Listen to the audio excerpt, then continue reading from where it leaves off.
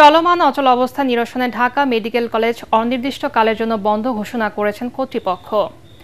একই সঙ্গে ছাত্রছাত্রীদের কাল দুপুর 12টার মধ্যে হল ছাড়ার নির্দেশ দেওয়া হয়েছে। তবে পেশাগত MBBS পরীক্ষায় অংশগ্রহণকারী ও বিদেশি শিক্ষার্থীরা এই নির্দেশনার আওতামুক্ত থাকবেন। জরুরি একাডেমিক কাউন্সিল সভার সিদ্ধান্ত অনুযায়ী কাল থেকে কলেজের সব একাডেমিক কার্যক্রম স্থগিত থাকবে।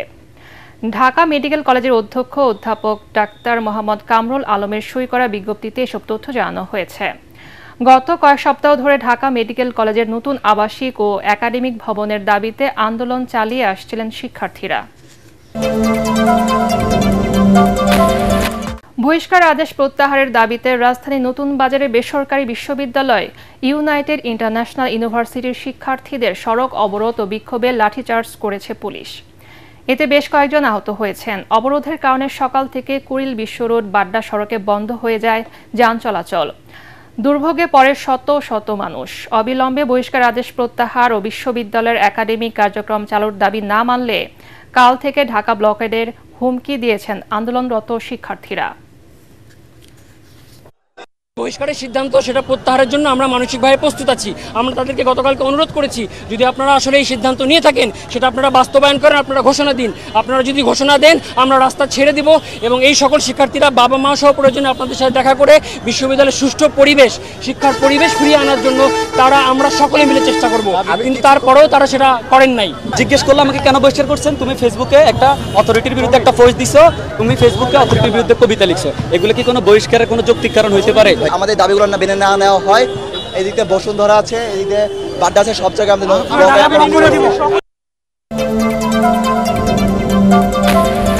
নির্বাচন কমিশন যতই স্বাধীন হোক, সুষ্ঠু নির্বাচনের স্বার্থে সরকারের সহযোগিতা প্রয়োজন বলে জানিয়েছেন প্রধান নির্বাচন কমিশনার AMM নাসির উদ্দিন। সকালে নির্বাচনী প্রশিক্ষণ ইনস্টিটিউটে নির্বাচনী আইন ও বিধি সংক্রান্ত দিনব্যাপী প্রশিক্ষণ কর্মসূচির উদ্বোধনী অনুষ্ঠানে তিনি এই কথা বলেন। যথাসময়ে জাতীয় নির্বাচনের তফসিল হবে জানিয়ে CAC বলেন, ভোটের আগে আচরণবিধি প্রণয়নের চেষ্টা চলছে। সব মশার বিরুদ্ধে সুরক্ষা দিতে এলো বসুন্ধরা এক্সট্রিম অ্যারোসল, মশার বিরুদ্ধে এক্সট্রিম সুরক্ষা। যতই আপনি স্বাধীন বলেন না কেন ইসিকে, সরকার ছাড়া নির্বাচন করা সম্ভব, কারণ সরকারের সহযোগিতা নিয়েই তো আমাকে নির্বাচনটা করতে হবে।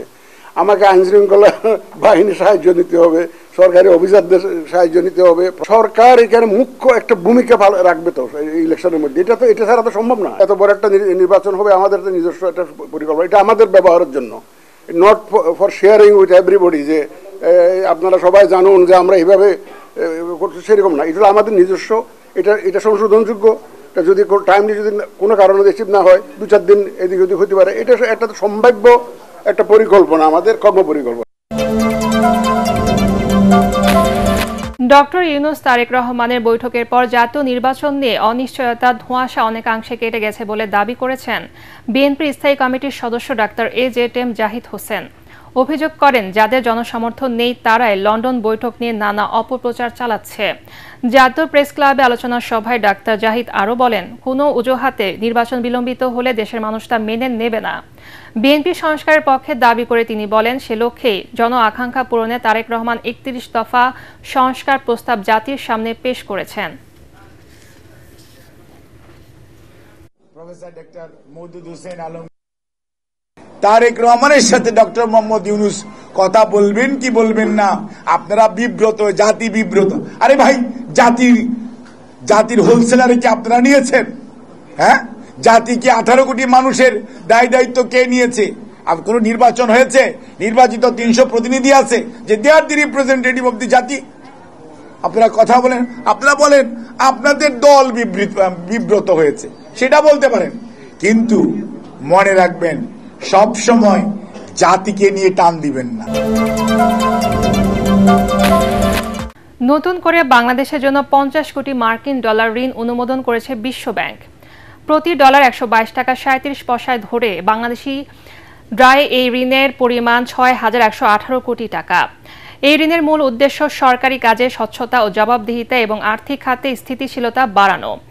আজ বিশ্ব ব্যাংকের ঢাকা অফিসে তথ্য জানায়, সংস্থাটি জানায় সরকারের শাসন ব্যবস্থা শক্তিশালীকরণ ও প্রাতিষ্ঠানিক স্থিতিস্থাপকতা উন্নয়নে এই ঋণ সহায়তা করবে।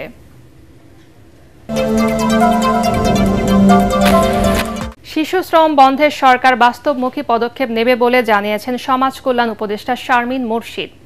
কিশোর গ্যাংয়ের নামে বিপদগামী শিশুদের পুনর্বাসনে বিশেষ প্রকল্প নেওয়া হবে বলেও জানান তিনি।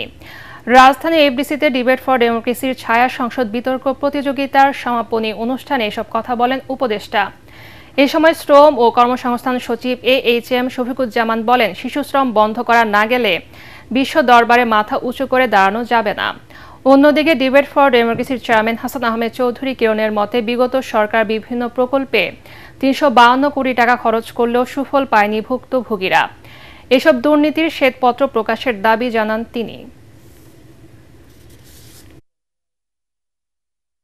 দেশ এখন নির্বাচনমুখী হচ্ছে। যারা আগামী নির্বাচনে দেশের দায়িত্ব গ্রহণ করবেন, তারা এই দেশকে যদি তারা উন্নতির শিখরে নিতে চায়, তাহলে কিন্তু আমাদের এই শিশু শ্রমকে নিরসন করে বাংলাদেশের মর্যাদাকে তারা সম্মানিত করতে হবে। আমরা এটা দেখতে চাই না যে আমরা জানি যে আগামী জাতীয় নির্বাচনের মাধ্যমে ক্ষমতার পালাবদল হবে, কিন্তু ক্ষমতার পালাবদলের মধ্যে দিয়ে যাতে দুর্নীতির কোনো পালাবদল না হয়। আমাদের শিশু শ্রমের জন্য যে ফান্ডটি দেশি বিদেশি থেকে আসবে, সে অর্থায়ন যাতে শুধুমাত্র শিশু শ্রমের কাজের জন্য ব্যবহার করা হয়। শিশু শ্রমকে আমরা শুধু নিবারণ করব না, আমরা শক্ত হাতে সেটাকে রোধ করব এবং লেবার মিনিস্ট্রির সাথে, শ্রম মন্ত্রণালয়ের সাথে আমরা বৈঠকে বসবো এবং তাদের সাথে যৌথভাবে আমরা পরিকল্পনা নিব।